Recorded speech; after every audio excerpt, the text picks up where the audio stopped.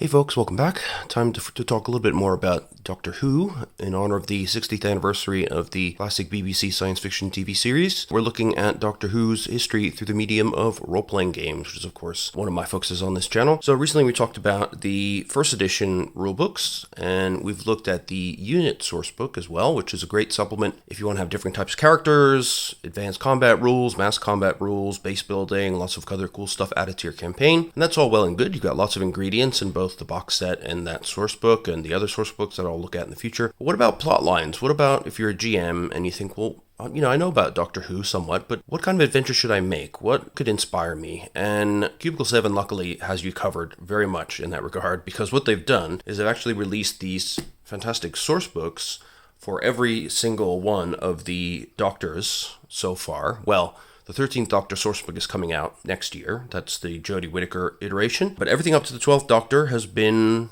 released. From the 1st through the 12th, they got a separate book, and they go through every single episode. They stat out every single NPC, every single enemy. They summarize the plot lines. So if you're ever at a loss, you just grab one of these source books, and there's guaranteed to be something in there that you can put a twist on it. Even if your players are Whovians with lots of series knowledge, you can find some way to surprise them with the ideas that these books will spark in you. And if you're just a Doctor Who collector, I think these are great info to have, even without the stats. But yeah, all I can say is that these are extremely valuable, and just pick the ones that focus on your favorite series, and you'll have endless ideas for plot lines, and you'll have all the info you need to sort of match up to the vibe of the series that you like the best. So what I got in front of me here are the ones that represent my two favorite Doctors, and I'm a newcomer to the series relatively, so I started with David Tennant, the 10th Doctor, so he's my favorite probably.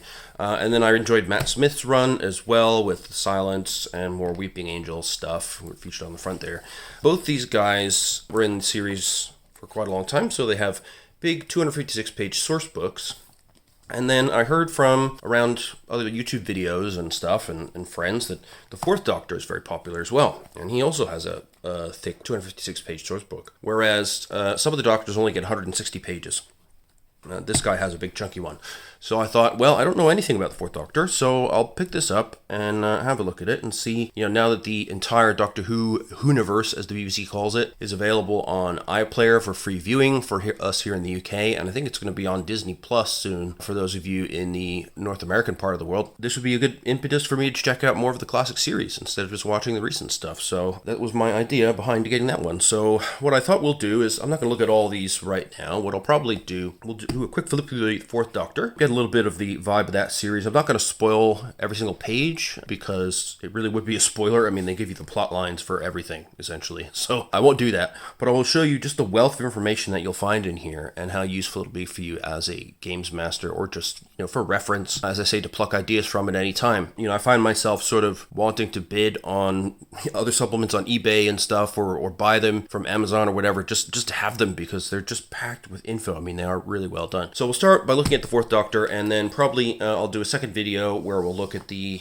10th and 11th just quickly, but I just want to show you that they are here, and they do have lovely source books as well. So without any further ado, let's take a look at the 4th iteration of Doctor Who and see what he has to say for himself. So you see we've got a lovely cover here with some classic enemies. I'm thinking, well, that's K9, the robot dog, who's around for a while. We learned about him as well in the unit sourcebook. Don't know who that is. I guess that's a Zygon.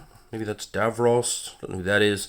What does it say on the back? So, celebrating the 50th anniversary of Doctor Who, this sourcebook explores the 4th Doctor's adventures on Earth and beyond. With detailed information on all the allies, enemies, aliens, and gadgets he encounters, as well as examining each of his adventures, the book contains a wealth of material for the Doctor Who Adventures in Time and Space RPG, and is also a fact-packed resource for fans of the show. Free from his exile on Earth, the Doctor returned to his wandering ways, drawn to some of the great battles of the cosmos. Team up with a fellow Time Lord and a robot dog, explore E-Space, search for the key to time, and return to Gallifrey as its savior. Uncover the secrets of the pyramids of Mars, change the destiny of the Daleks, and thwart the machinations of the Master's final incarnation. But first things first, would you like a jelly baby?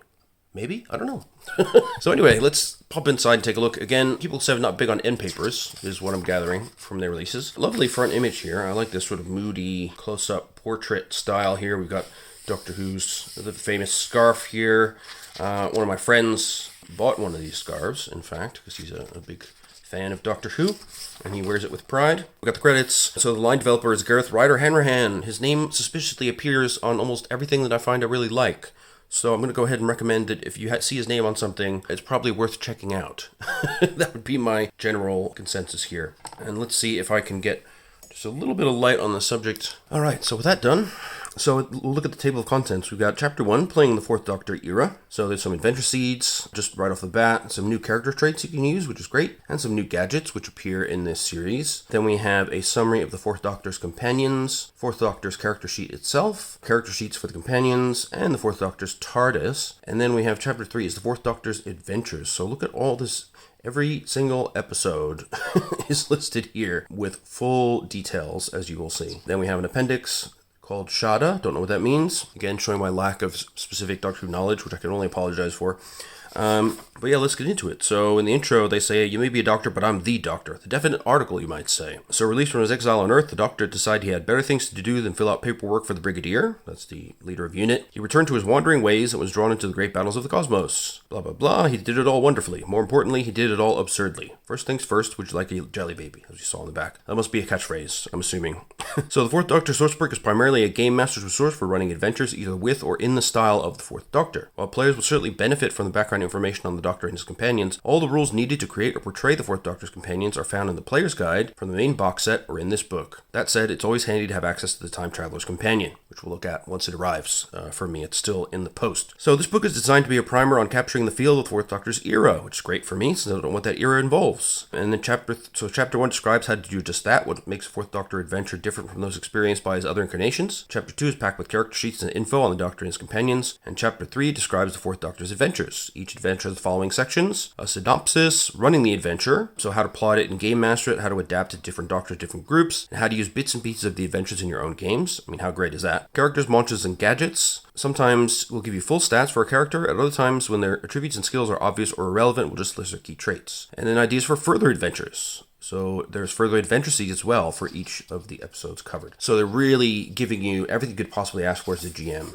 to play in the era of the Fourth Doctor. So, what was the Fourth Doctor era like? So he was a bohemian adventurer. He couldn't have been any more different from his predecessor. The Third Doctor was a paternal figure with extravagant tastes and style. He was an action hero willing to take the fight directly to his enemies. By contrast, the Fourth Doctor was a bohemian dressed in a very rumpled jacket and long scarf and seemed very much the reluctant hero. His alien and often childlike behavior gave the mistaken impression that he was distracted or oblivious, outwitted his opponents rather than directly opposing them. So that sounds a lot like the Doctor that we're used to in the modern day as well. While he appreciated and respected humanity, the Fourth Doctor felt no particular affinity to Earth as a home, preferring to explore the universe. While he aided UNIT on occasion, and indeed delayed leaving Earth to deal with a threat to the planet, he distanced himself from his role as scientific advisor. This was not a Doctor that liked being tied down. That said, he enjoyed the company of his companions, both as friends and as students. Sarah and Harry were more the former, while the Doctor mentored both Leela and Romana in different ways. Cool. So we also got some demystification of the Time Lords during this series. When the Second Doctor stood on trial for his theft of a TARDIS and interference with history, the Time Lords were presented as extremely powerful beings. They quickly stopped an invasion of their world, and they removed the Warlord and his comrades from history, conveniently sorting the issue of the displaced Earth soldiers, while isolating their world from the rest of the universe forever. Their dealings with the Third Doctor showed Time Lords capable of traveling through time and space without TARDISes, breaking the laws of time when necessary,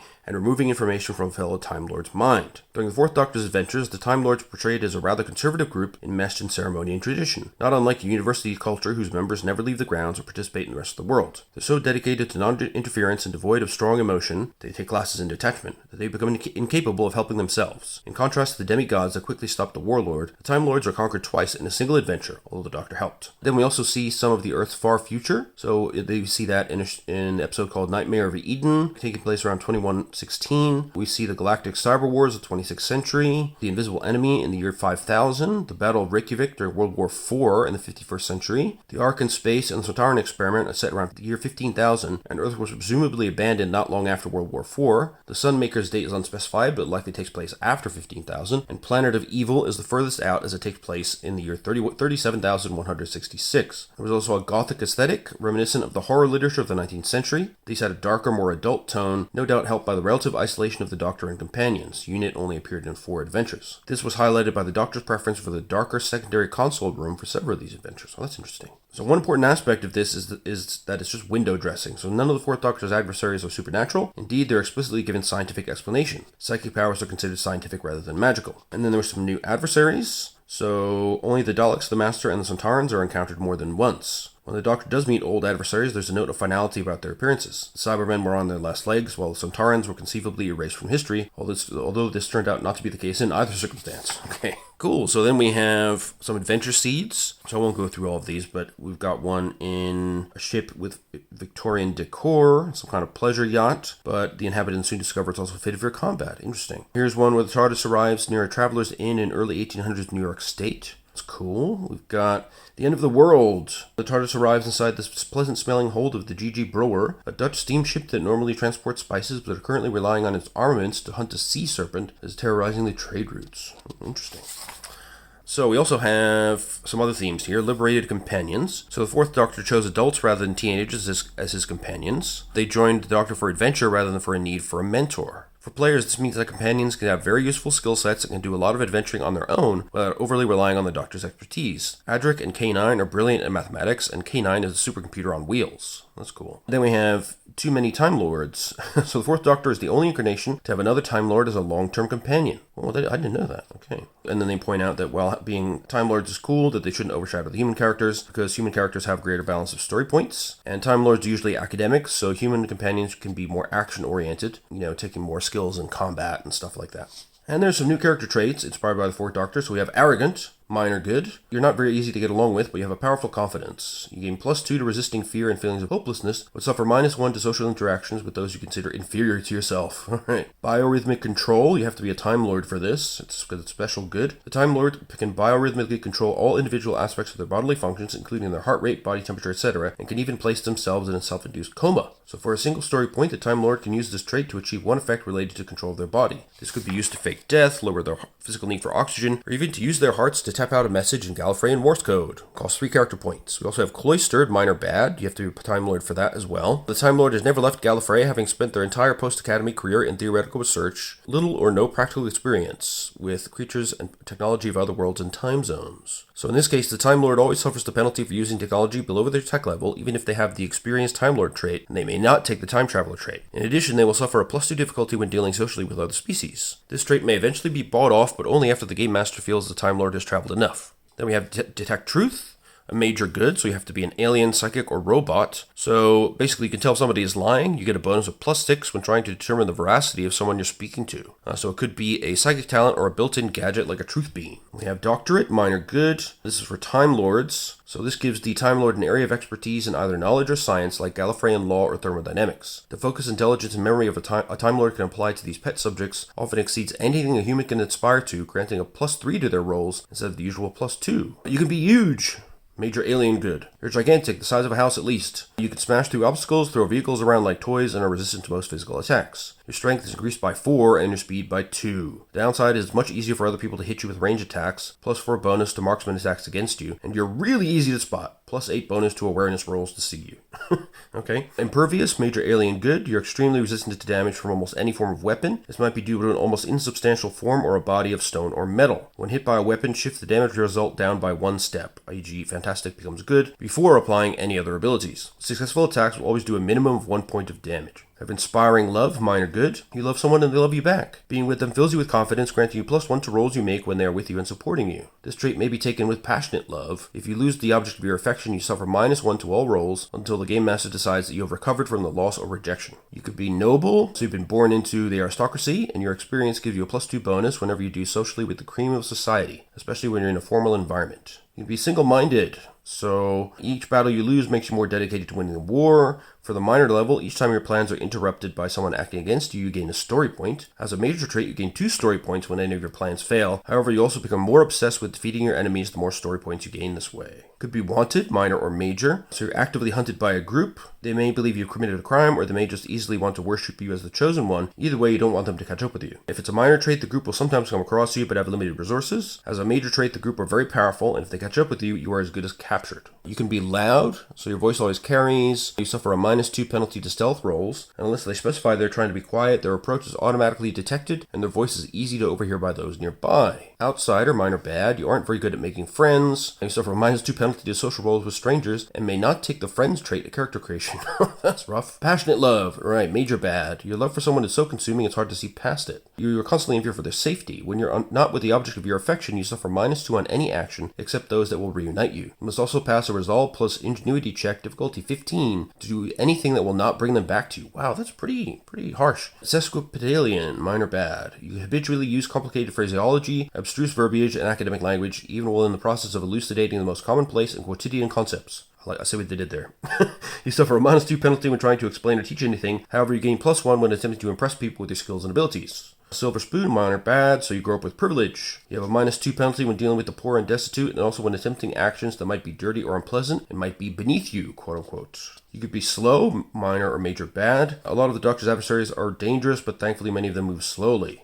Like the Cybermen, for example. So as a minor bad trait, the character's effective speed is halved. So a coordination of 4 means that the character has a speed of 2 in a chase. The character's speed is a minimum of 1, although particularly slow creatures can sometimes have speeds that are slower, down to 0.5, etc. As a major bad trait, this character speed is effectively 0. The character does not move, or if it does, it moves so slowly that it is regarded as stationary in a chase situation. Tailored regeneration, major good, for Time Lords only. The Time Lord has an intuitive control over their body during regeneration, which allows them to tailor their form to their liking. So when they regenerate, they may choose the results of regeneration instead of rolling on the tables on page 95 of the Game Master's Guide. Note that if you're using the Time Traveler's Companion, there are more detailed rules for regeneration. Again, we'll get to that when I get to that book. You can be uncommunicative, so you can't replicate human speech. As a minor trait, you can still understand, but need some sort of device to communicate effectively. As a major trait, you have no conceptual commonality with normal speech at all. So you can take psychic traits, though, to balance this disadvantage so you can read minds directly. And then we have 2 new gadgets. Key to Time Tracker. This wand-like device could locate the segments of the key to time across time and space. When inserted into the control system of a TARDIS, it guided the chip to the appropriate system and could then be removed and used as a short-range detector. So traits, track, major, restriction, key to time segments only, scan, vortex, and 4 story points. Wow. New gadget trait,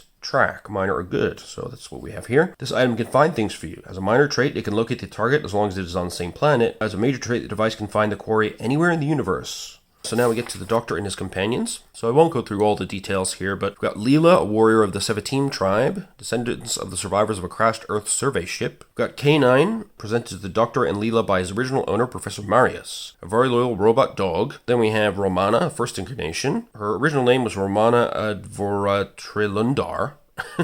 Was assigned by the White Guardian, masquerading as the Time Lord President, to assist the Doctor in his search for the key to time. She graduated the Academy with a triple first and was an expert in temporal analysis, physics, and even advanced psychoanalysis. And there she is there. Then we have the second incarnation of Romana, who looks very different. So, after completing a mission for the Time Lords with the Doctor, she regenerated on a whim and chose to duplicate the body of Princess Astra from her last adventure, much to the Doctor's disapproval. Her personality was much more friendly and adventure-seeking, but she lost little of her skills and determination. We have Adric, a likable but gawky teenager who masked social shyness with arrogance and an argumentative nature. Oh, cool.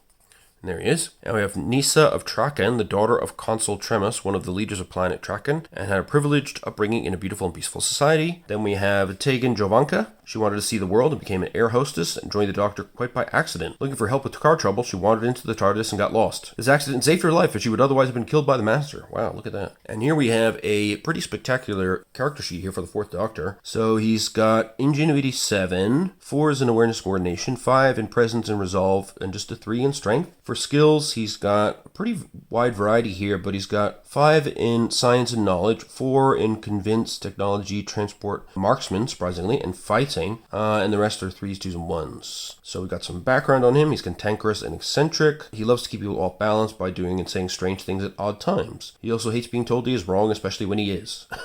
Yeah, I can see that. Look at this list of traits. So he's got Adversary Major, too many to count. Animal Friendship, +2 modifier to any Presence and Convince skill roll. He's argumentative, he's a boffin, he's brave, he's charming. He's got a minor code of conduct. He's distinctive, this whole bohemian look. He's eccentric, so he's got Epicurean taste, +2 to appraising the quality of luxury items. He can feel the turn of the universe. He's friends with the unit on a major level. He can do minor hypnosis. Indomitable, +4 bonus to any rolls to resist psychic control. Insatiable curiosity, keen senses, ×2. Obsession major, travel the universe and never get tied down. Progressive maintenance, so he can re-roll repair attempts. He's psychic, +4 against mental attacks and may attempt to read minds. Quick reflexes, random regenerator, restores full pockets. Technically adept, experienced Time Lord ×3, Time Traveler Major, familiar with all tech levels, tough, reduced total damage suffered in any attack by 2, he's got the voice of authority, and he's, of course, got the vortex trait, because he can pilot timecraft. So his stuff, he's got a sonic screwdriver Mark IV, which can open, close, weld, restriction, cannot open mechanical locks, costs 1 story point. He's got a scarf, jelly babies,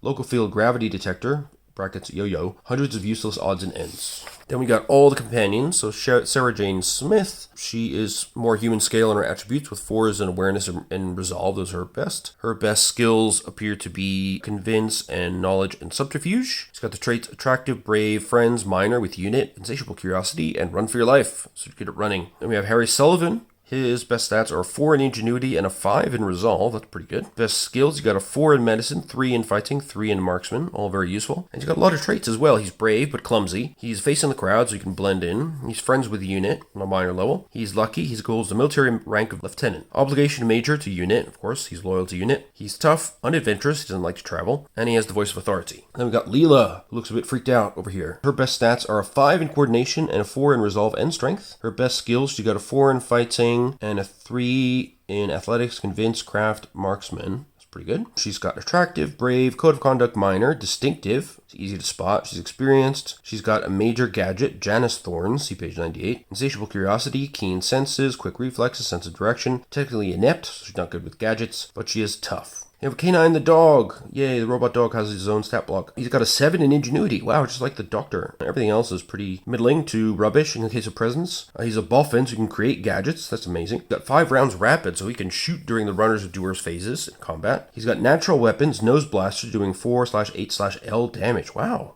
Pretty killer. Or 2/4/S damage when set on stun. He's got photographic memory. He's a robot, so he has the gadget traits of open, close, and scan, and he can't go upstairs. Makes sense. He's technically adept. Again, makes sense. He can pilot timecraft. The vortex trait. He has an obligation to obey the master or mistress. And he's slow. He moves at half normal speed. What's his skills? He's got a 5 in science, a 6 in knowledge, 6 in tech. Wow, fantastic.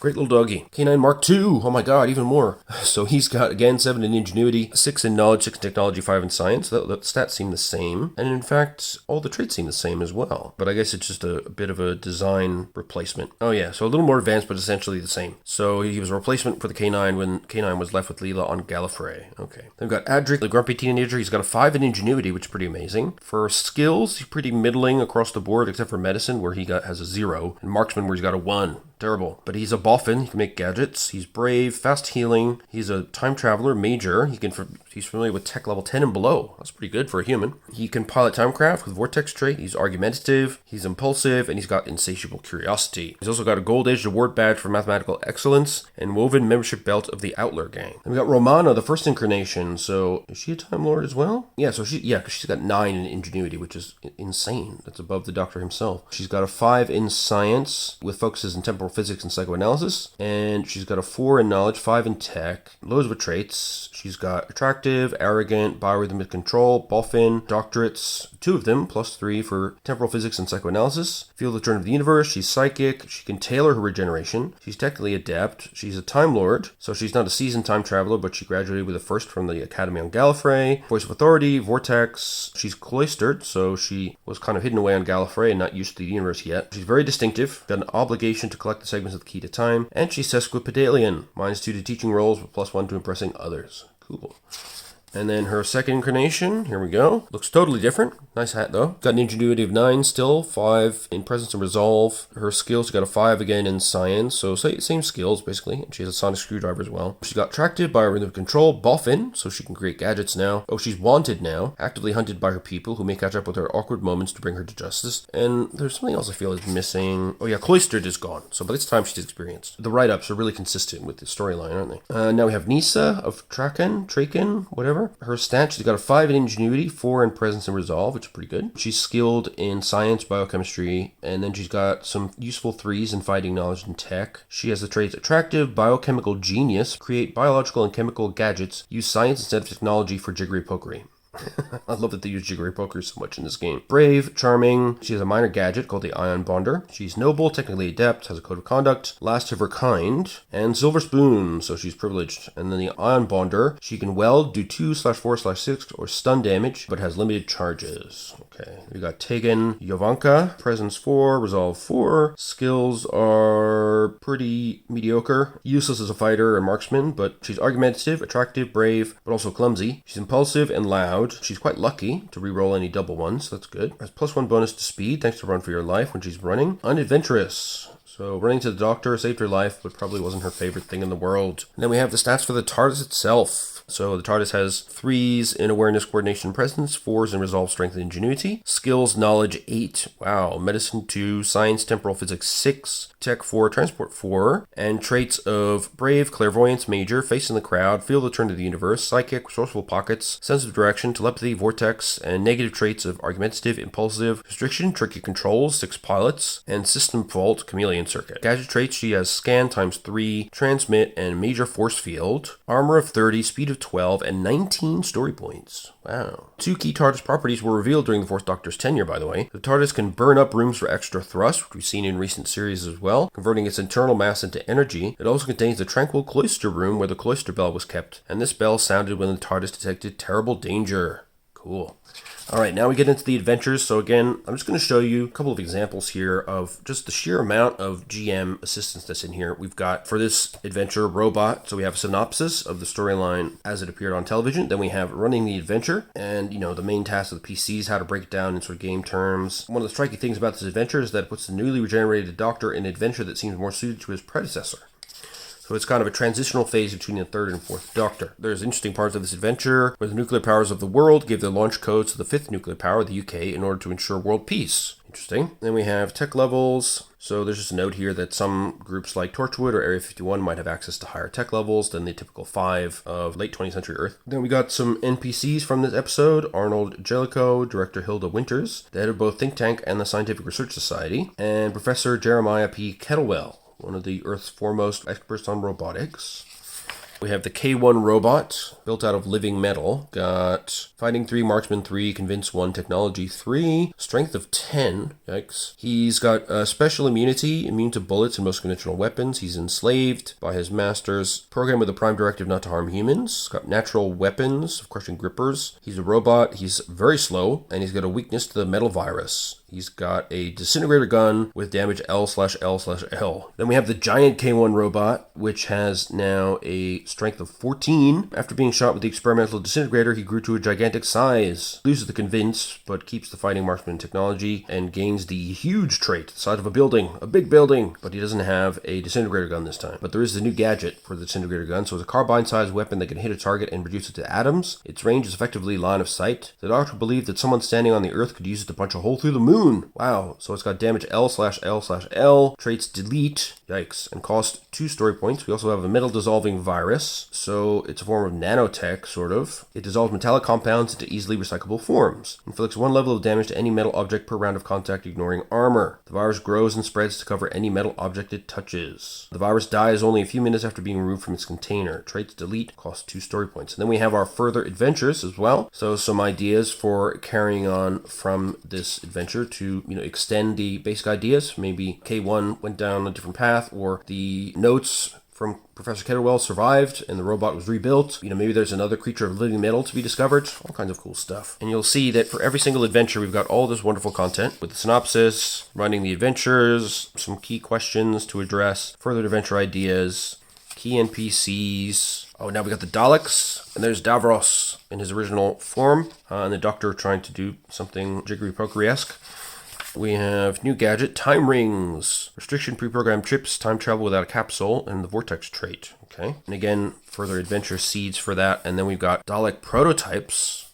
That's cool. So they have armor major, reducing damage by 10, reducing the Dalek's coordination to 2, which is already accounted for, strength of 7, fear factor of 3, natural weapon exterminator, the legendary Dalek weapon usually kills with a single shot, 4/L/L. Yikes. Restricted movement, so they could hop, but they didn't have the ability to hover. They're brilliant at using and adapting technology. Then we have Davros himself, the greatest of the Khaled scientists. So design of his mobile support unit inspired the Daleks themselves. He's got ingenuity of 7 and resolve of 6. Again, humans tap out at 5, but if you have cybernetic enhancements, or if you're from another species, you can go beyond that. He's also got craft 6, knowledge 6, medicine 6, science 6, technology 6. Wow. So he's a boffin, cyborg. He's dependent on his chair's life support system. Fear factor, so his reputation makes him intimidating. Got scan and transmit traits in his chair, so making it a gadget. Indomitable, like the Doctor does. He's also immortal. He's obsessed with the survival of the Khaled race as Daleks. And he's a master technician, technically adept. He's got the life support chair. At the very least, it's got scan and transmit. He can also spend story points to retroactively add gadgets to his chair when needed. Emergency force field activate. Oh, cool. Tech level 6, story points 12. We've got Muto. The mutants on the surface are the descendants of the Thals and the Khalids. Then we've got Security Commander Nider, in charge of security at the Khalid scientific bunker. He's unquestionably loyal to Davros, as he agrees that the Khalid race is doomed unless they become Daleks. We have the Revenge of the Cybermen. Got a Model 5 Cyberman. It's a great picture there.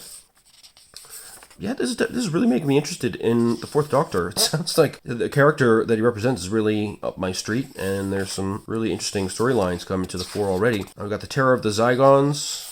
We saw them on the cover as well. So, of course, they've got alien appearance, fear factor 2, and shapeshifting as their main gimmick, of course. They can interact with the organic controls of a Zygon ship. Tech level is technically 6, but their tech is wildly different to that of most species. Strength of 5, resolve of 4. We got a new gadget, the Scarsen remote. Transmit a signal that the Scarsen follows until it can consume the remote. We've got the Planet of Evil, so this is one of the ones in the introduction where we go way into the future of the Earth. We've got antimatter creatures. Okay, what do they do? Beings of pure antimatter energy. To humans, they appear as vague red outlines. Alright. They disintegrate you if they touch you. Any hit by an antimatter creature inflicts lethal damage. They don't interact with normal matter. They can't be touched or harmed, and they can walk through solid objects. They have special antimatter ward. Antimatter creatures won't attack someone that's holding antimatter, providing that the antimatter is held between them. That's useful to know. They have Professor Sorensen, the Anti-Man. Alien appearance, natural weapon of dehydration. Can lethally drain a victim simply by touching him and disintegrating all of their fluids. 4/L/L. And he can replicate once exposed to a neutron accelerator and create antimatter duplicates of themselves. Okay, so antimatter doesn't work that way, as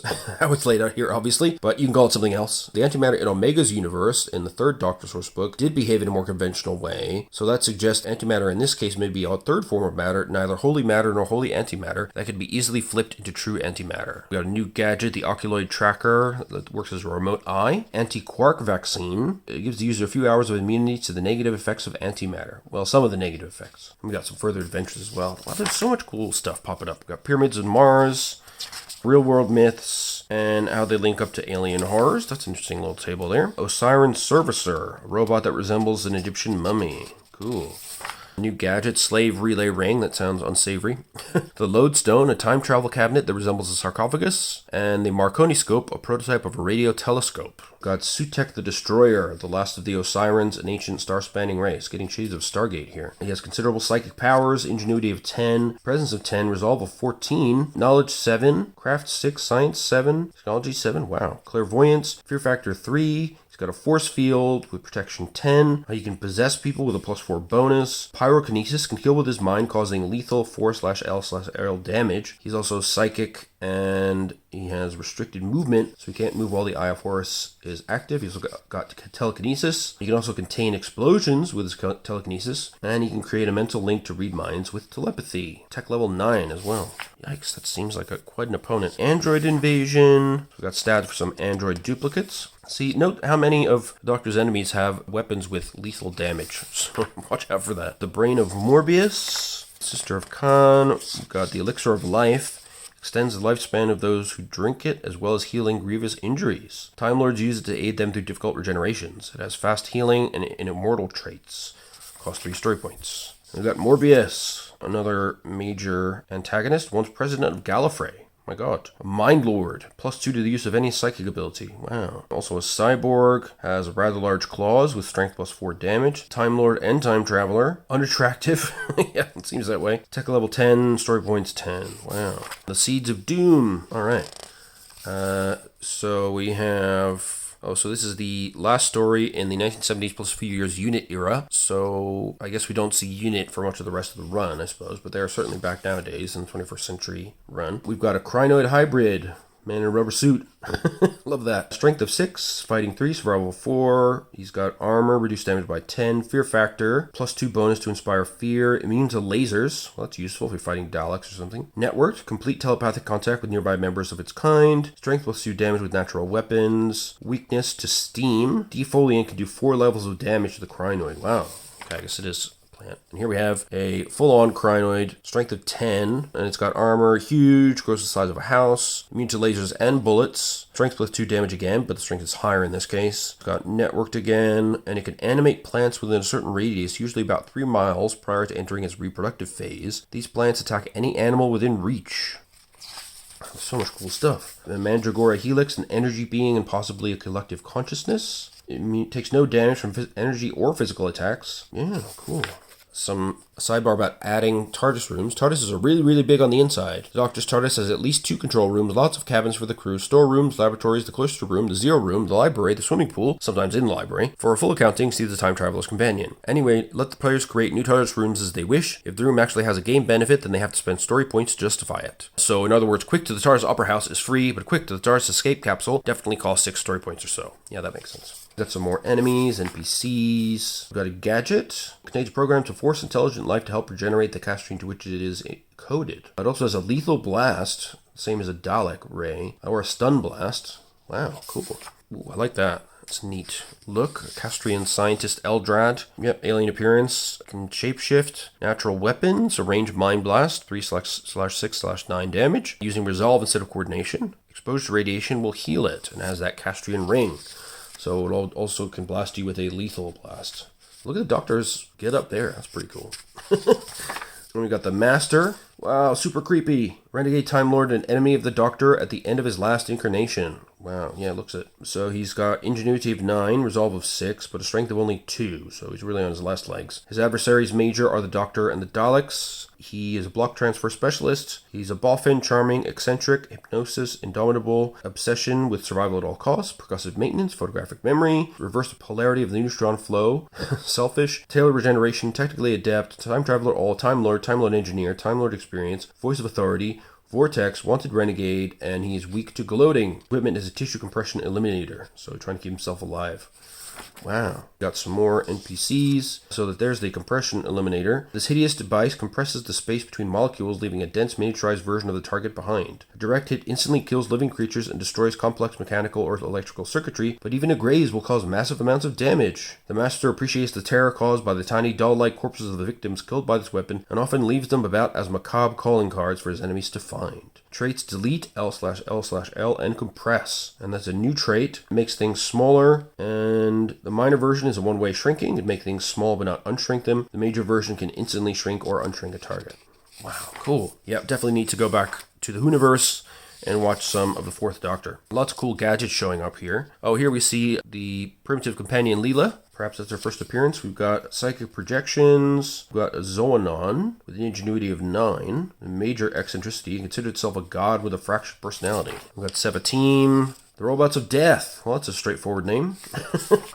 Laserson Probe can punch a fist-sized hole in 6-inch armor plate or take the crystals from a snowflake one by one. So in game terms, it can have any of the listed traits, but only one at a time. So weld, delete, skill, technology 3, restriction, only 1 trait at a time. 2 story points. Well, very useful. So these are the Robots of Death, I presume. They have armor, of course, reduced damage by 10. They're enslaved by humanity. They can't speak, and they are networked. So there are different types. It seems to have Dumbs, Vox, and Super Vox, which have varying amounts of story points each at different abilities. Then we have the Talons of Weng Chiang. Okay, that's a bit racist, maybe. Not so sure about that. We have the Time Cabinet. So it requires a time key in order to operate. Okay, so it has the traits Vortex, Restriction, On Range, Mutation. You can stretch up to D6 millennia, and it creates an exposure to Sigma energy, causes a mutation, slowly causes 1 point of damage to the victim every week. Draining the life force of other beings can restore the user and forestall the effects for 2d6 days, but increases the speed of the decay, causing 1 extra point of damage per week for every 30 victims consumed. Yikes. Mr. Sin, the Peking Homunculus, Li Sisien Chang, and a giant rat. Okay. You know, what can I say? Racism was a bit different back then. Got Rutan Scouts. What do? Shapeshifters. Natural weapons. 4/L/L shock damage to anyone it touches. Got the Invisible Enemy. Image of the Fendal. Got some creepy thing called the Nucleus, the head of the swarm. So this is an evolutionary inversion from the 5th planet of the solar system. A Gestalt being made up of 13 parts. So I guess that's the core, can shapeshift, astral project, psychotelekinesis, teleportation, and then we got the Fendaline. They also have natural weapons of psychic vampirism. Can deliver 4/L/L damage with a touch, leaving only the victim's dehydrated corpse. Love dehydration during this era. Got the Sunmakers, got new types of... There really are a lot of new adversaries, that's cool. The Usurans, okay, the Underworld. So this adventure is modeled on Greek mythology, particularly the quest for the Golden Fleece. I've got the shield gun or Lieberman laser. So it can deflect blasts from energy weapons, but also has its own laser gun with damage 4/L/L, like most lasers. Guards, trogs, and seers with great helmets. Love that. Then we have the invasion of time. Wow. Partial encephalographic shield. This can be built into a helmet and block psychic attacks. So the trait is delete psychic effects used against the wearer. That's quite useful. Although maybe a bit counterproductive for the Doctor himself. The DMAT gun. Okay, created using forbidden technology on Gallifrey, the use of it was tantamount to a high crime. When fired, the DMAT gun completely and totally removes a single target from time and space. The target never existed and never will exist for all intents and purposes. Even if someone attempted to go back and ensure the target did in fact come into being, they would find the Blinovitch limitation field surrounding the intervention attempt to be so strong that all their efforts would be practically doomed to failure from the outset. The temporal shockwave from the weapon is so intense that it typically causes unconsciousness and memory loss for everyone in the vicinity of the target, including the bearer of the weapon itself if they are within range. Wow. So the only way your average player should be allowed access to a DMAT gun is in the most crucial and extraordinary sort of circumstance, and only as a weapon of last resort. A single well-placed or badly flubbed shot from this weapon can totally eradicate whole timelines and send ripples through the vortex that can build into great tsunamis of temporal chaos. The Doctor's elimination of the Centauran commander, for instance, also removed all of his soldiers from Gallifrey and his ship from orbit, as he never existed to lead those soldiers on that ship to Gallifrey in the first place. Okay, but that does change later, I presume, since the Centaurans are back. We got the key to time. So these are all different parts of the key to time, I suppose. Here we got K9, yay. You know, I'm just such a sucker for dogs, even robot dogs. We've got some more, yet more new antagonists. The Shirvanzale in the Caverns of Rebos. They're tough but slow. We've got the Seeker with precognition and keen senses and clairvoyance, and Garon, who's charming, empathic, cowardly, and selfish. Interesting combo of traits. The Pirate Planet. Wow, okay. We've got Polly, so some kind of robot flying thing. It has a disintegration beam, oh god, and it can fly at a speed of 8, and marksman of 3, so pretty good at shooting. I mean, not great, but decent. Got the Captain, hyperspatial genius with a voice of authority, and he's a cyborg, so that allows him to get ingenuity of 6. The Nurse Queen, Zensia? She's immortal, indomitable, and has a dark secret. Stones of Blood. Wow, there's just so many details in here. I mean, you can see what I mean. You could just flip anywhere in one of these books and grab yourself some great ideas for a campaign, you know, a short run of adventures. Pick an episode, you know, and even if your characters know that episode, you know, pick one of the adventure scenes at the end and carry up where it left off. There's always something useful in here. Or have a return of one of these many antagonists that were just in a one-shot sort of adventure. Like these Swampies. Who the hell are they? Bring them back. Who's Mensch? Captured Swampy. He's been civilized. Bring him back. Bring back Kroll, you know, just go nuts. Special, absurdly huge. He's the size of a small town, okay? He wins any contest involving strength. And for strength, he just has a star. So he's just too big to do anything against. And Fear Factor 3. And one of Kroll's tentacles smashes for lethal damage. Got the Armageddon Factor. Shadow, Drax. Yeah, he's a boffin, charming, with a doctorate. And he's almost a Time Lord, as far as the practical stuff goes. And he's a time traveler. Cool. We have Princess Astra. So she then, her look becomes the look of Romana, I think, in her next regeneration, if I remember from the beginning. And yeah, there she is, in fact. And we've got the Movellans. They have interesting wigs on. They have very little command structure, needing only a single commander to lead any group. Commander is marked by black braids on the tips of his hair. Like Daleks, individual Movellans can work independently towards a goal and obey orders unquestioningly. So they are robots, despite their appearance. They're greatest enemy of the Daleks. They have a disruptor pistol, can be set to kill 4LL, or stun nothing/S/S. So I guess they can't stun from short range. We've got the City of Death. Splintered characters, so people can be splintered across time and space. Cool. Last of the Jaggeroth. Wow, he's really hideous, that guy.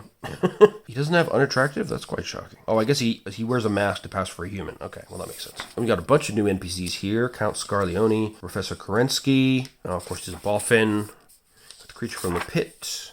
Erato, the Tythonian ambassador. Tython is a planet also in Star Wars. That's interesting. Yeah, you can weave metal. Weave almost any metal with their bodies rapidly, creating a shell that can withstand spaceflight or barricade an area. That's cool. Size huge and uncommunicative.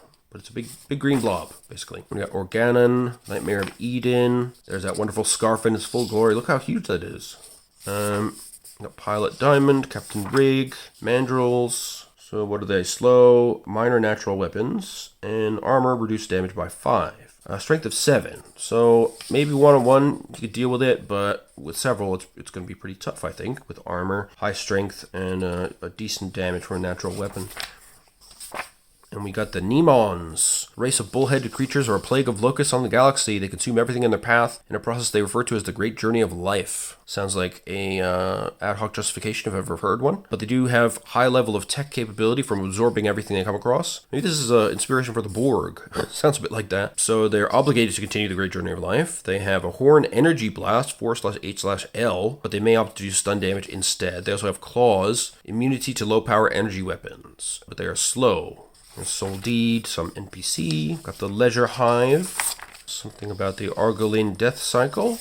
Got Foamasi, the ancient enemies of the Argolins. They are quite a reserved and civilized species despite the reptilian exterior. They resemble a cross between a lizard and a praying mantis. Yep, that's about right. They have natural weapons and uncommunicative, so they need a translator, but they can understand human speech. We've got Brock, Mina, Pangol, Harden. Lots more interesting NPCs to grab up. Ooh, turned into a cactus. That seems unpleasant. Meglos. Okay, Meglos is an intelligent plant, little more than a 3-foot high cactus. But what he lacks in physical ability, he makes up for in mental acuity. He can take possession of a host body by transferring his consciousness to them and dominating the original occupant. The process is not perfect. Particularly really resilient or dedicated hosts can break the control for short moments, making Meglos revert a little to his plant-like form. If cast out of a host, or if he chooses to leave, he can become a fast-moving slug-like creature. Gross. Got coordination 0 with a star, so in his natural form he has no physical attributes. When possessing a host, he uses their physical attributes. Same for strength and resolve. But he's got subterfuge of 6, technology of 6. He's a boffin, eccentric, highly resistant to heat and dry deserts. He can shapeshift at will, and he can attempt possession with a +4 bonus. Oh, cool. Alright, full circle, the Marshmen. Look at these guys. Humanoid creatures that emerge from the rivers on Alzarius during mistfall. Brown reptilian creatures that move in packs. While they are quite strong, they are not especially dexterous and move quite slowly. Okay. Got Alzaran spiders. Whoa, gross. The spiders are very big, around the size of large rats, and move quite quickly. Oh, nightmare. I hate spiders. But they do have spider climb, +4 bonus to climbing rolls, so may climb sheer and smooth surfaces. If the spider damages an opponent, they are affected with Marshman DNA. This does initial stun damage, then they count as being hypnotized, making them predisposed to cooperating and aiding the Marshman. A protein serum will cure the victim with an ingenuity and medicine roll, difficulty 12. Okay, we've got the Deciders, State of Decay. Oh, look at that guy, Zargo. Traits, vampire. Camilla, traits, vampire. Okay.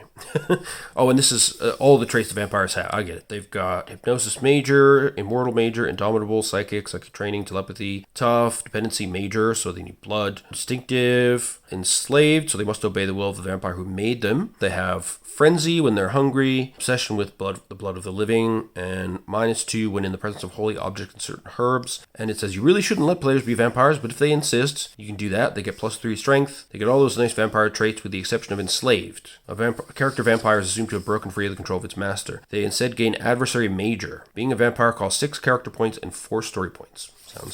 Sounds fair to me. Then we've got the great vampires with resolve and strength of 12. Plus they're huge. They've got armor. They can suck the life from up to 10 people each action round as a free action. Yikes. Gigantic bat-like creatures several feet tall with huge clawed hands and great wings. They're also immortal, immune to energy weapons, and they have all the vampire traits as well. Jeez. Okay. Don't want to run into those guys in a back alley.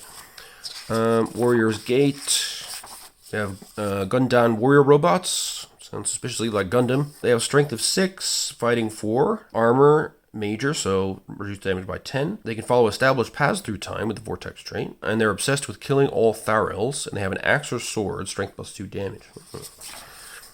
Alright, then we have the Slaver crew, and then we have another adventure with Consul Cassia. She's got the passionate love disadvantage. Alright, so you can exploit that. Consul Tremus, brave, charming, empathic, and noble. Technically adept. Okay. Logopolis. Okay. Using block transfer calculation requires immensely lengthy and difficult calculations that can only be done by a living mind. Difficulty for the ingenuity plus science roll is at least 24. Doing something complicated like conjuring a duplicate of an individual or making a whole city from nothing increases the difficulty to 27 or more. Only a character with a science score of at least 4 who has great expertise in mathematics can even attempt a BTC. So if you want to make a small object, you need to spend 1 to 3 story points for a spanner, 4 to 6 story points for a large simple object like a small building, or a small complex object like a gadget, or 7 to 9 points for a living being. The story point cost can be paid over time, so you can be sort of working on the calculations bit by bit. Right, okay, so they're saying you can sort of stock up story points in an external battery, like some sort of suitable gadget. The monitor uses block transfer computation to conjure a cute kitten. The kitten lasts as long as he continues calculating the mathematical phase space of the kitten, but it does increase the difficulty of his BTC calculation to save the universe from total collapse by +3. On the bright side, it's a very cute kitten. Wow. And the monitor there with his BTC specialism, he's got +3 to any mathematics roll and +1 to all jiggery pokery rolls. Yeah, and from there, that's the end. We're at the appendix.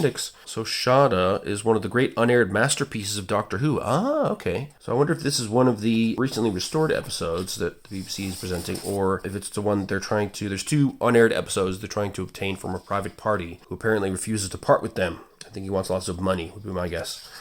So it features Dr. Skagra, Ingenuity 7, Science 5, pretty good. He's arrogant, indomitable, quick reflexes, technically adept, voice of authority, distinctive, obsessive, selfish, and silver spoon. He's also got a sphere and an invisible ship with a cloaking device. That's his sphere there. So it can control those whose minds have been stolen. If it suffers lethal damage, it breaks into several smaller spheres, each with the same power. Otherwise, energy weapons have no effect. Ooh, that's tough. It can also float and act with a coordination of 4. It has a fighting skill of 3. And it can steal the mind of any intelligent being if it manages to touch their forehead. The target is allowed an ingenuity plus resolve test, but at a difficulty of 30. Success allows the target to give the sphere a copy of their mind rather than be left mindless. Wow. Interesting. Well, this sounds like a cool episode. So there you go. That's just one of these Doctor Sourcebooks, and you can see it is actually absolutely jam-packed full of amazing stuff. Sorry for the reflections. We'll get rid of the light here in a moment. So yeah, I can strongly recommend these books.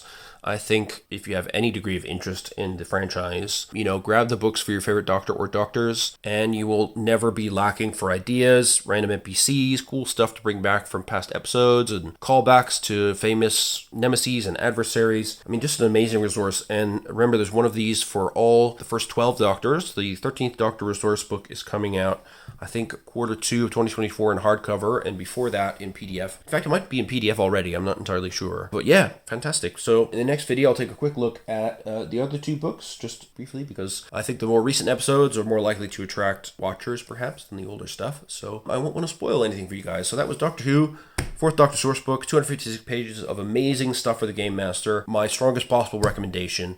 Pick these up if you're going to play Doctor Who RPG. Simple as that. So with that, I hope you enjoyed this, found it useful. Please give a like and subscribe, and do check out my 500 subscriber giveaway video. If you want a free copy of a book for the Cypher System, just tell me what you want to do in your ideal sci-fi campaign, and I'll send you a book for free. How cool is that? So hopefully I'll see you down there in the comments on that video, and this video, and future videos. And in the meantime, take care of yourselves, stay safe out there, and see you soon. All right, bye-bye.